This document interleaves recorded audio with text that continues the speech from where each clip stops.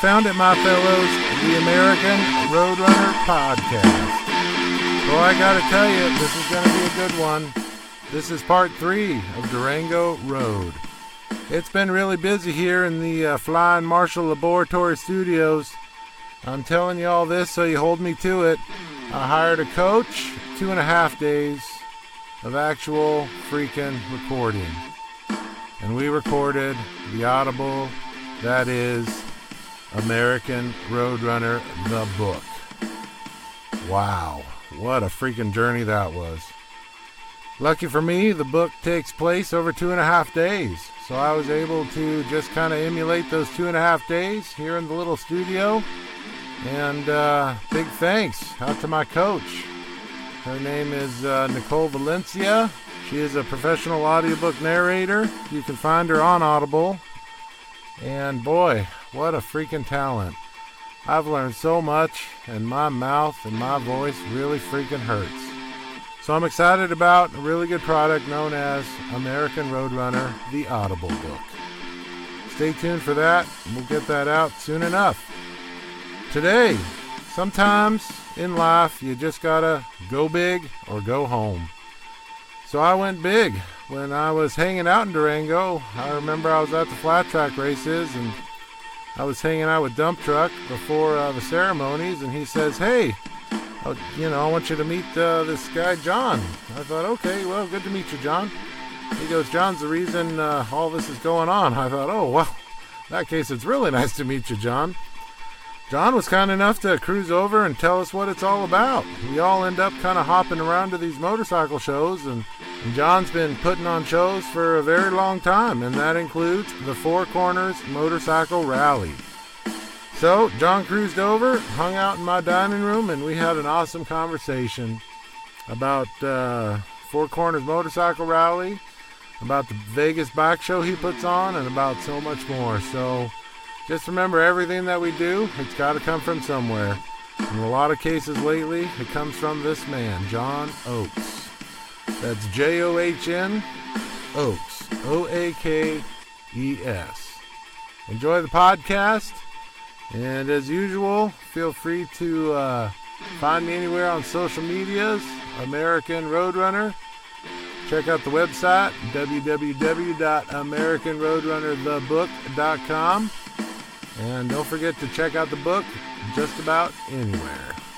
That includes Chop Cult, Amazon, Barnes & Noble, Kobo, you name it.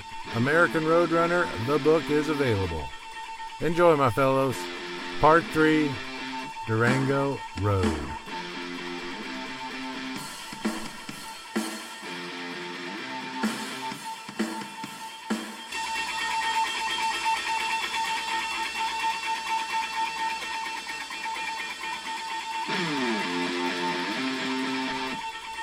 Because my road to Durango wasn't exciting enough, we've been blessed with some guy named John sitting here in my dining room, aka podcast recording studio at the Flying Marshall Laboratory.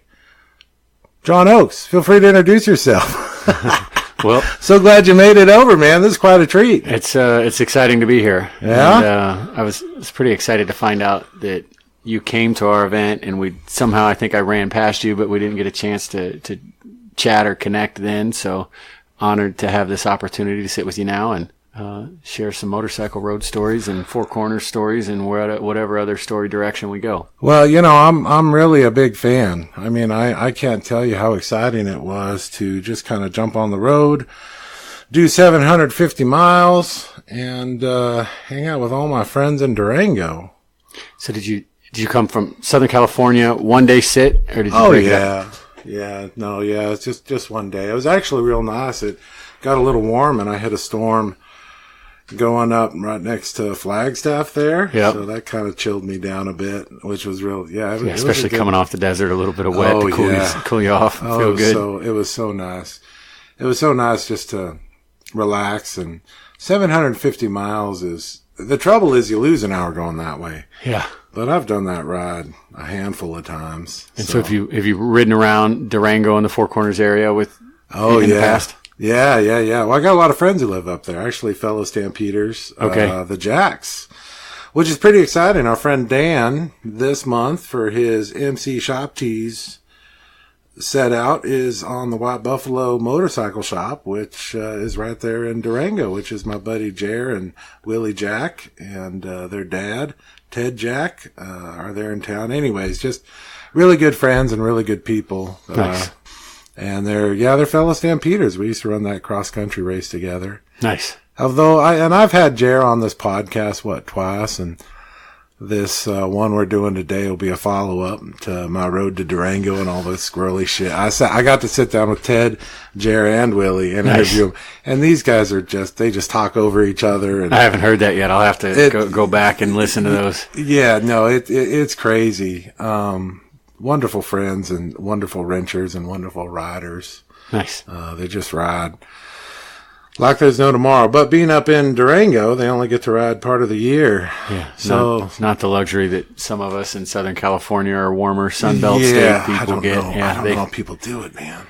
Yeah, I guess you ski, snowboard, or freeze for a third of the year. And you're from Missouri, aren't you? Yeah, I grew up in Missouri. I was actually born in Charleston, South Carolina, and grew up in Missouri and moved to Southern California 19 years ago, right? Yeah, 17 years ago. Are you older than 19, John? Because you look a little young.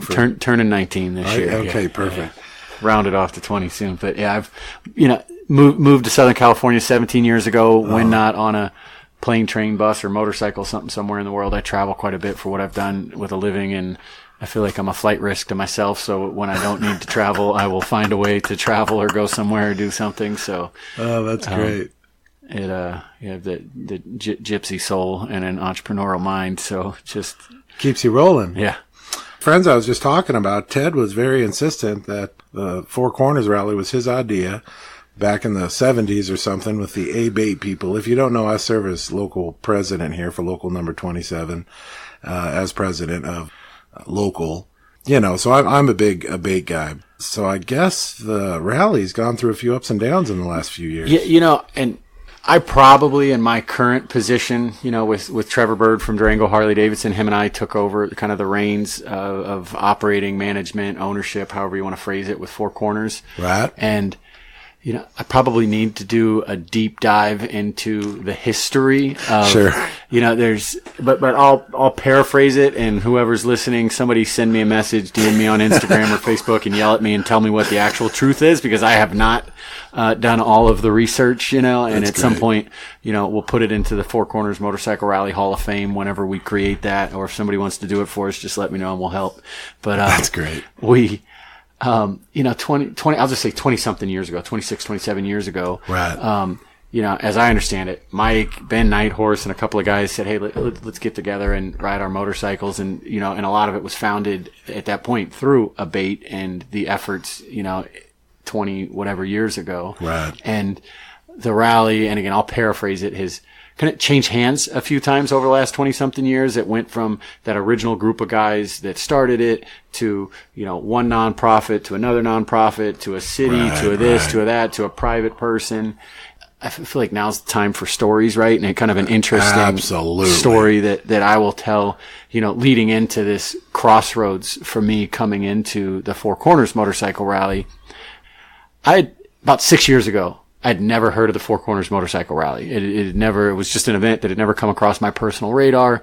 And my company and a lot of what I've done in business is produce and be a part of producing music festivals and events, stuff that has absolutely nothing to do necessarily with motorcycles. Well, it's still cool stuff, so I think it ties in. And I say that, and it had nothing to do with motorcycles, but we had, we worked, with Harley Davidson for a few years, with them as a sponsor of some of our music festivals. We've worked with Yamaha, and anybody from the Yamaha team that may or may not listen to this, I'll tell a fun story that'll kind of lead in and connect the dots to my Four Corners journey. This was about, I'm going to say 6 years ago, we put together a sponsorship deal with Yamaha, and they were going to give away one of their bikes, one of the bolts, at the end of the tour. And we had 30 something cities across the United States. We were stopping, And this is with a band? I'm sorry. With a bunch of bands. My company produced, and alternative rock, multi-band active show. rock music Okay, festival. And we cool. had 10, 12 bands. We'd go to 30 different cities in 50 something days. And we had a sponsorship deal with Yamaha. And in the deal with Yamaha, we had put together, of kind of managing part of their activation. We would haul the display motorcycle from city to city behind one of our tour buses. Okay. Conveniently, that trailer had wheel chocks for 4 bikes. Nice. And we only needed to haul one Yamaha bike. So 2 good friends of mine and guys that I worked with, Andy and Strati, we brought their personal bikes. Perfect. My bike. Perfect. And so we're, traveling across the land, working in 30 some odd cities over 50 something days, doing our obligation to Yamaha, bringing their motorcycle to and from every city. We just happened to have enough space to include our own. So I've found ways, throughout the years, whatever I'm doing, to try as much as possible to include, my own personal motorcycle or access to bikes, as I travel doing different things, whether I'm on my bike or if I'm a trailer queen putting it in a semi truck because I have to take it to work, Sure. or whatever it is. I just, I've made a significant effort over the years to be able to bring my bike with me, or a motorcycle as often as possible. And, as I advance the story and talk about Four Corners, I'd gotten to a point in my career where I was doing more and more in the motorcycle industry, producing events and races and working with the Unknown Industries guys and, and doing various things, and wanted to start a motorcycle focused event that had music, and didn't know where it was going to happen. I just know the intention was set. I'm going to do this. My partners and I are going to do this.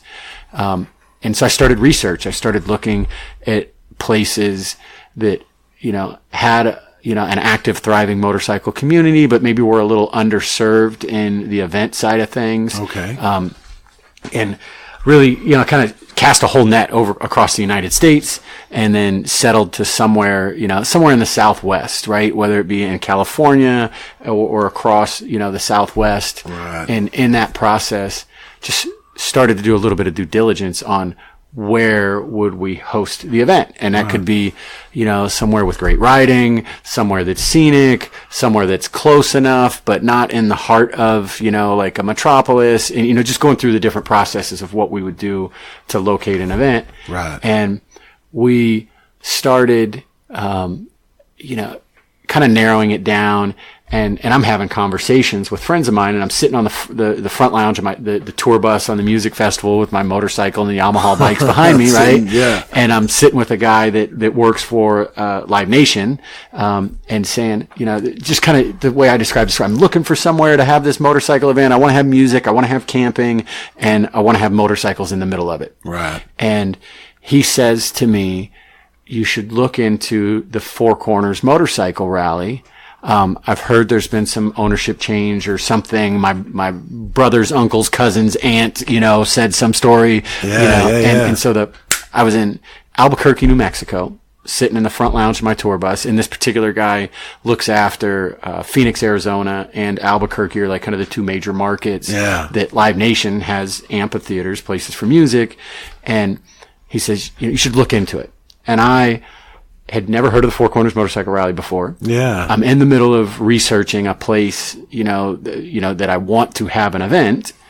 And I put it in my calendar at 2:00 on Thursday afternoon every week, 52 weeks out of the year, to remind myself to research the Four Corners Motorcycle Rally. Well, sure. And I put it in my calendar, and then shortly after that, we finished, that event series, and we, it kind of met some, I'll call it friction with Mammoth and a couple of these other places that I was looking for. And then we settled on, kind of what was easy to execute was working with Live Nation in Southern California in San Bernardino at the Glen Helen Amphitheater, Blockbuster Pavilion, whatever you want to call it out here. Oh, in San Manuel Amphitheater, all the different sponsorship changes there.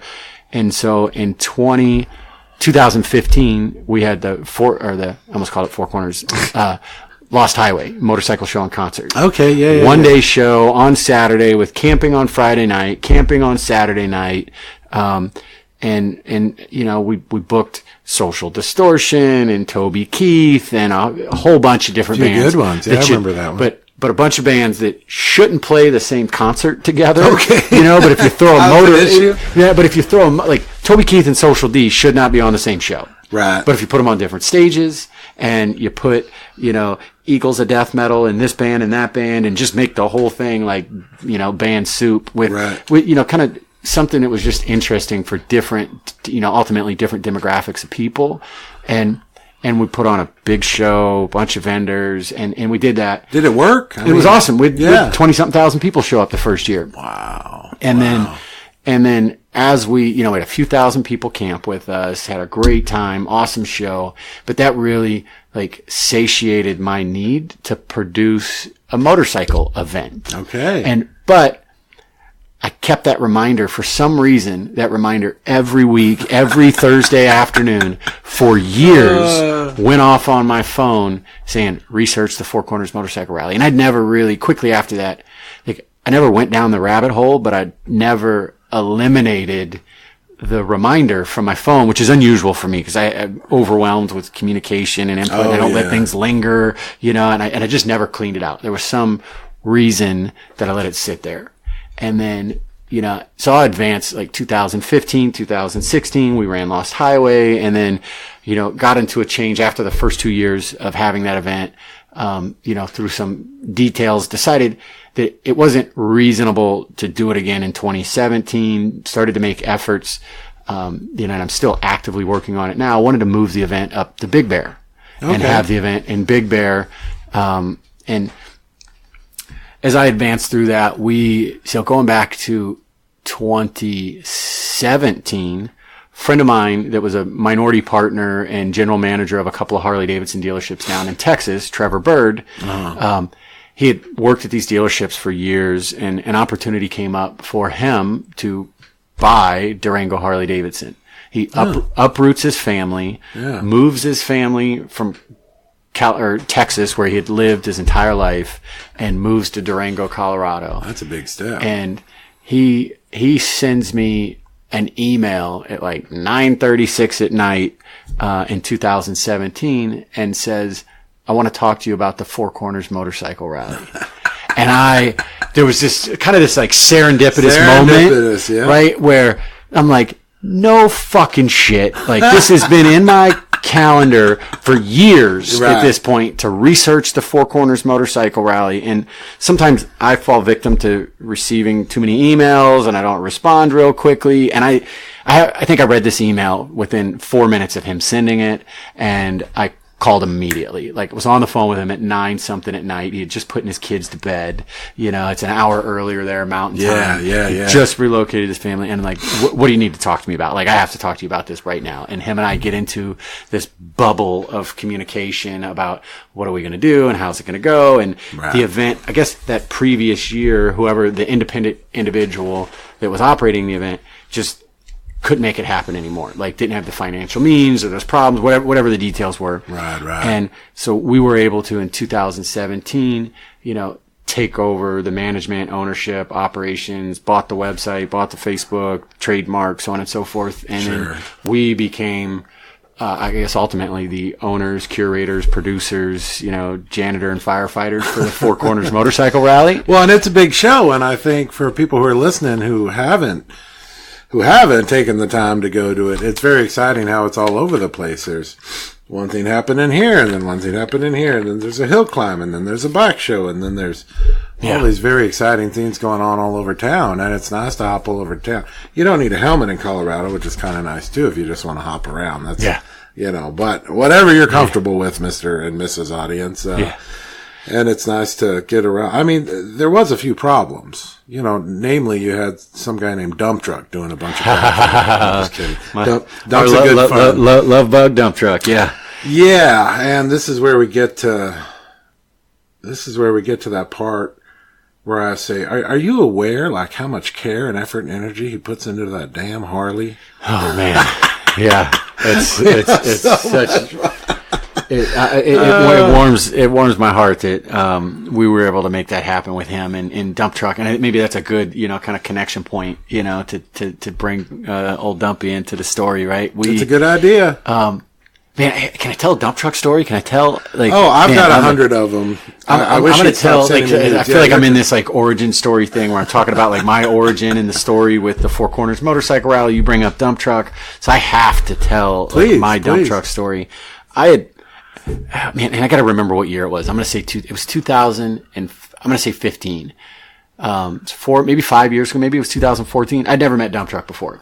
Mutual friend of mine, guy that I've worked with for years, does a text intro of, "Hey, Oaks, you should meet this guy, Dump Truck." And I'm like, well, that's a fucking interesting name. Of course I want to meet the guy, Dump Truck. Right. And him and I some series, a couple of text messages, then we get on the phone, and I'm like, "Hey, this guy, trusted mutual friend, says we should meet. I live in Southern California. Where do you live?" He lives in Long Beach. I'm like, "Hey, do you ride motorcycles by chance?" And total blind biker date, right? And I have no idea if he rides motorcycles or not. Right. And he says, "Yes, right? I ride motorcycles, but I don't have a bike right now." And I'm like, "Well, this Sunday, I'm riding down to Del Mar, and I'm going to Roland Sands and Brian Bell are putting on this flat track race in Del Mar. Let's go." And he goes, "Well, that's a coincidence. Sunday is my birthday." And I'm like, "Well, for your birthday, here's what you're going to do. Get to my house. My friend Andy has his motorcycle in my garage because it's left over from the Yamaha trailer from the tour that ended, and it hadn't gotten back to his place in Michigan yet." Right. And Andy, thanks for letting Dump Truck ride your bike. I don't know if I asked for permission, but I told you afterwards. So Dump Truck and I ride down to the return to Del Mar, Roland Sands, Brian Bell, Ivy League flat track race. Yeah. And that was the first time we ever met. Yeah. Came over to my house, we got on bikes, and we rode down to San Diego and went to motorcycle racing. That's cool. And so we Dump Truck that first year Lost Highway was our MC, at Lost Highway. We've worked together with races and all kinds of different events and shows that my company's put on. Dump Truck's been a part of everything reasonably possible that could happen. It's a good idea. And earlier this year, we were in a position where we're talking about Four Corners, and when I talk about Four Corners, I tell people it's I want to work on this event until the day I die. I want to work on it. I want Dump Truck, and I said to Dump Truck, cool. "Dump Truck, I want you to work on Four Corners with us for the next 20 years." But Dump Truck, respectfully, is he's the gypsy biker friend of mine that wants to ride and go everywhere. Right. But the last couple of years, it's just been a rough beat with the bikes that he's had. Broken down and this issue and that issue. Yeah.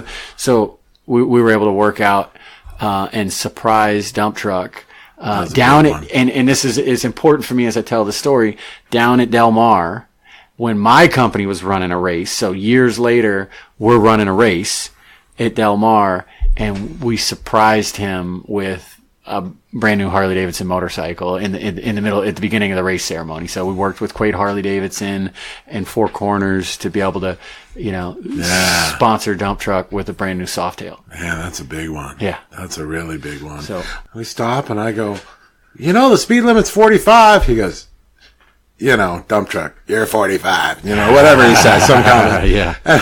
And I go, you're doing 40. He's like, you're 40. Okay. So he's like, we're just going to cruise. Okay, let's go, Dump. We just have a nice cruise for 20, 30 miles. I think that was up north. And then when we ran into him in Durango, he's like, okay, I think the motor's broken. Let's see how fast we can go. Takes off, and finally he's, doing a few miles an hour over the speed limit. I thought, well, good for him. But it's got a couple breaking miles on it now. And I think everybody has a good Dump Truck story. He really is that good of a guy. And I don't remember where. I think I met him. I just met him less than a year ago. You know, and it's great to hang out or chat or solve the world's problems, and just have a good time. Yeah. We're both very creative people. He's done a lot more media than I have with, radio commercials. And have you seen some of the videos he's done? He's done some really that he's edited and put together himself. Yeah, he's definitely evolving his multimedia skill set. Yeah. Right? Yeah. It's really big. So, good for you for having him on your side. And it was really nice to hang out in Durango and see him a few times. He took us into that one. Was it the El Rancho? Where we did we're there for the karaoke? Oh man, run, Josh Runlet. Shout out to Josh Runlet.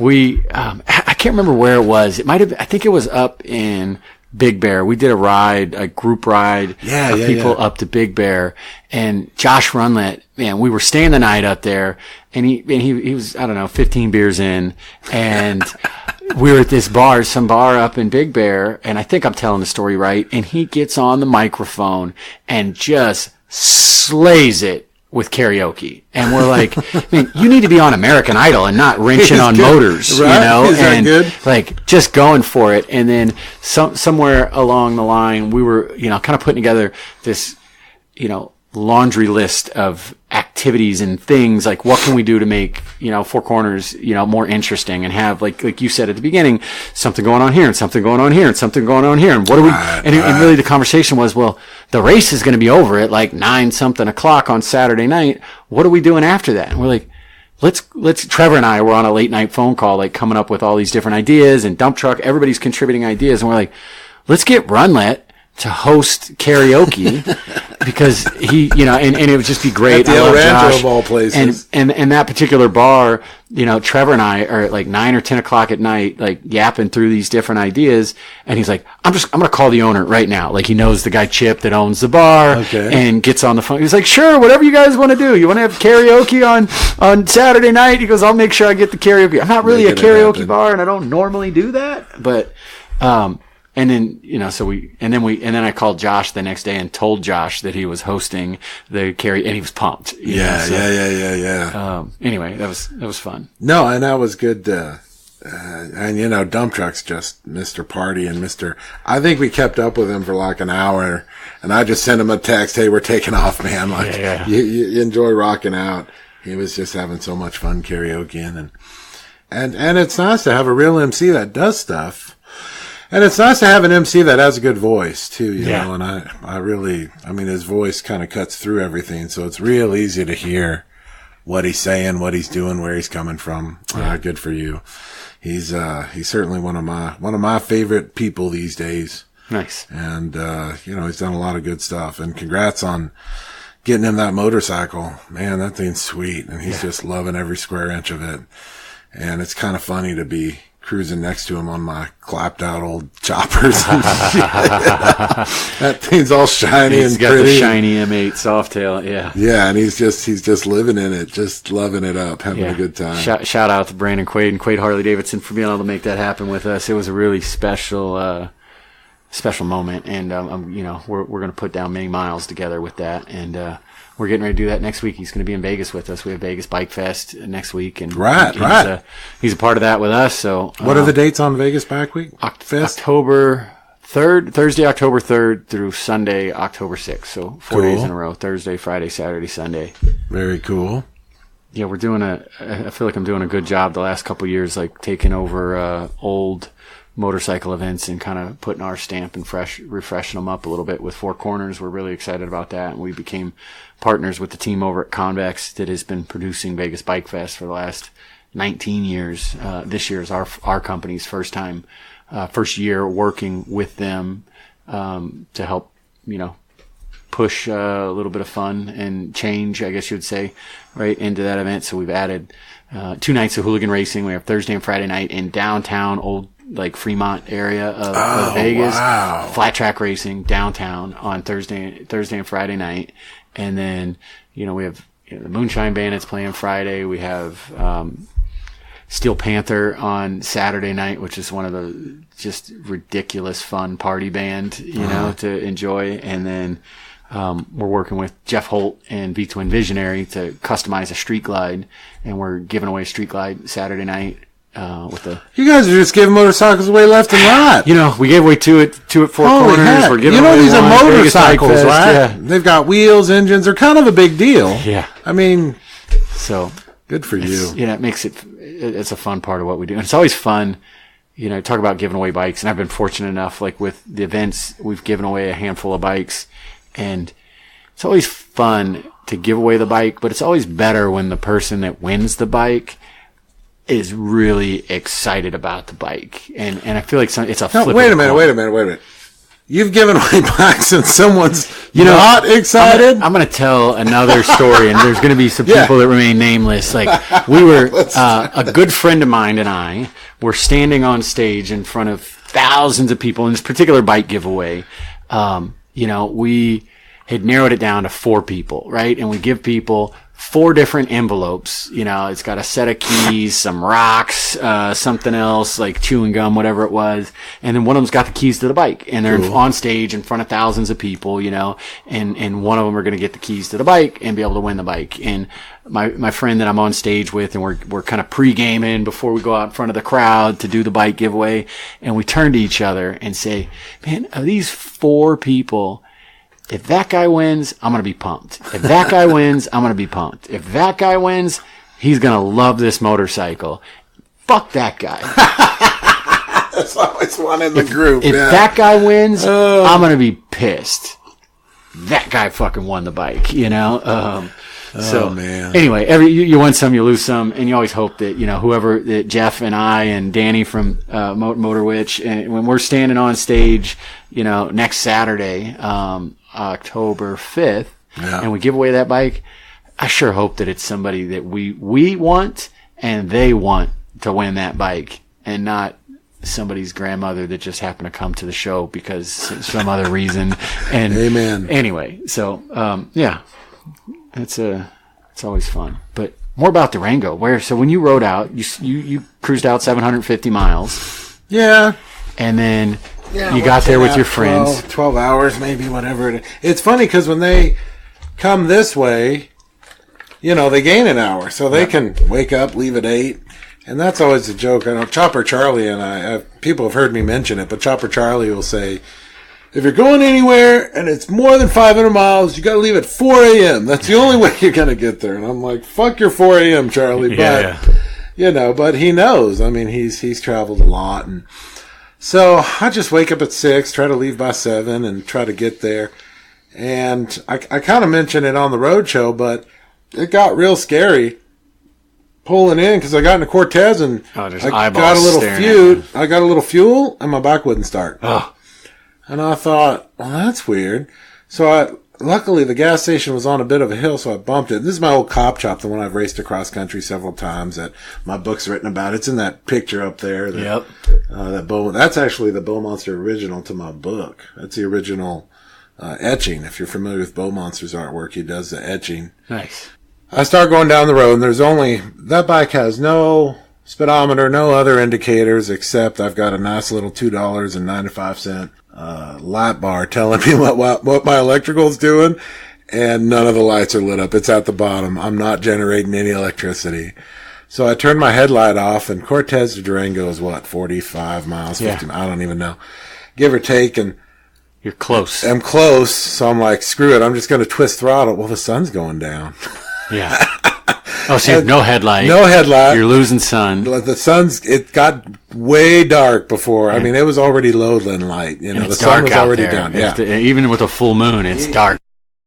And the problem isn't going straight. Like if the car in front of you is doing a good 60 and you got half a minute, whatever, to match up the speed, it's the left and the right and the slow down and the speed up. When you got no headlight, it's hard to gauge, what exactly is going on. Yeah. Depth perception. The depth perception was just horrific. So I took the flashlight in my left hand and I could hold it and see the reflection off the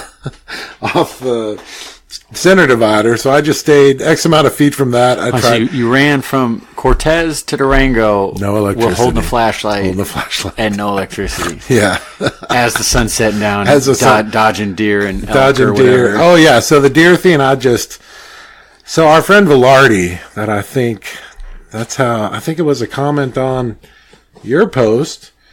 I said something about Velarde. So Velarde goes to church like every day. Yeah. And so that's always my prayer. Dear Lord, I know I don't go to church, but my dear brother, fellow Stampede family brother, Velarde does. So please let that count and let me not die with all the deer out here. Yeah. Velarde's ran into, 3 deer, I think, or something. My goodness, I mean, he keeps, and he's gotten through it. So, and you know what?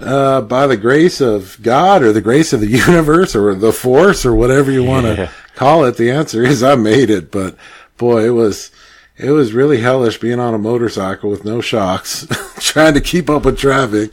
At one point, some guy almost made a left turn right in front of me, I remember. And he stopped. With the flashlight. Yeah, the flashlight. I do have extra reflectors on that bike, and that helps. So, yeah, I hung out with the Jacks, and a bunch of other people joined us. Velarde, of course, and they were all excited to do all their racing. And the first day I was there, I had to rip my bike apart in the garage, so I was there like 8 hours. And of course, what was your electrical problem? Yeah, the whole stator fried. Oh, wow. We literally lit it up to test it, Jer and I. You got tired of a 700-mile ride and gave up. It just lit on fire. And so that's the second engine I've put in that bike. The first engine I rebuilt 3 different times, and you only get 40, 50,000 miles out of a build on them. Yeah. Maybe 20 sometimes, 30. With how hard they end up running, but those old KZ1000 engines are really, really quite good. But I just got to where I needed a new engine. So that engine I've only done 10 or 15, probably only 10,000 miles on. And yeah, the stator gave out and it was just sitting there smoking. Luckily for me, the Jacks had another KZ1000 that they blew the head on 6 months ago. They were ready for you. Yeah. So Jared took that one off, and I'm taking mine off, and of course Jer goes, I win. I go, you win what? He goes, I got this. I got this off faster than you did. Hey, honey, look, I beat Bob at motorcycle. Oh God, you guys are nuts, And they're going, well, it's hot. We got to hurry up and get all this work done. I mean, I needed a new back tire. Somehow my back tire sprung a leak and wore out to nothing, and I needed a few other things. And I'm going, guys, it's only 85 degrees. They're like, yeah, it's hot as hell, man. We're going to melt. Like, let's get inside. It's only 85. Yeah. So I'm loving it. So I had my bike up there for 8 hours, and while I'm there, Danger Dan, he rolled up because they had his bike sitting there, his race bike. Somehow it had been sitting there for 2 weeks or something. And that was great because he brought his wife and kids, so we all hung out.